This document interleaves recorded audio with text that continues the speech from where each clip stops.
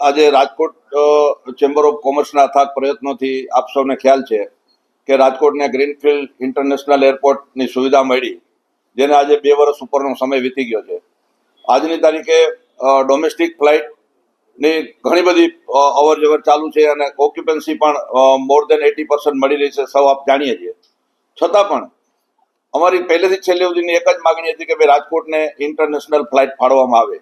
રાજકોટ એક સૌરાષ્ટ્રનું પાટનગર હોય, એમએસએમઈ ઉદ્યોગથી ઘેરાયેલું હોય, ટુરિઝમ એટલો બધો મોટો વ્યાપમાં ફેલાયેલો હોય અને ખાસ કરીને અહીંના પબ્લિક અને વેપારી લોકોને ફોરેનની કનેક્ટિવિટી ડાયરેક્ટ ક્યાંથી મળે એવા ધ્યાનમાં રાખીને અમારા પ્રયાસો એવા હતા કે રાજકોટ દુબઈ અથવા તો રાજકોટ બેંગકોકની ઇન્ટરનેશનલ ફ્લાઇટ મળે.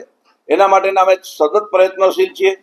અમને કહેતા આનંદ થાય છે કે વારંવાર અમે રજૂઆત કરવાથી જ્યારે ઇન્ટરનેશનલ ફ્લાઇટ મળવાના જે પેરામીટર્સ છે એ પેરામીટર્સની અંદર આજે ઇમિગ્રેશન અને કસ્ટમ એ બે મેઇન એના બેઝ છે. તો આજની તારીખે કસ્ટમ ક્લિયરન્સનું એનઓસી પણ આવી ગયું છે અને કસ્ટમ ઓલરેડી ક્લિયર થઈ ગયું છે.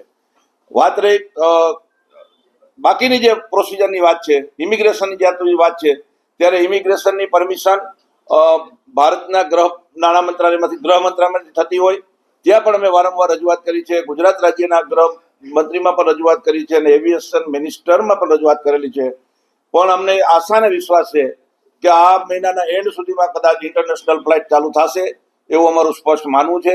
ઇમિગ્રેશનની પ્રક્રિયા માટે અમદાવાદથી એની FRRO નામની એક એજન્સી છે એ આવીને ઇન્સ્પેક્શન કરી જાય. આજથી 9 મહિના પહેલા એ પહેલી એક વખત ઇન્ટરનેશનલ એરપોર્ટની એને વિઝિટ કરેલી, ત્યારે નાના મોટા ફેરફાર કરવાની વાત હતી, એ ફેરફાર થઈ ગયા.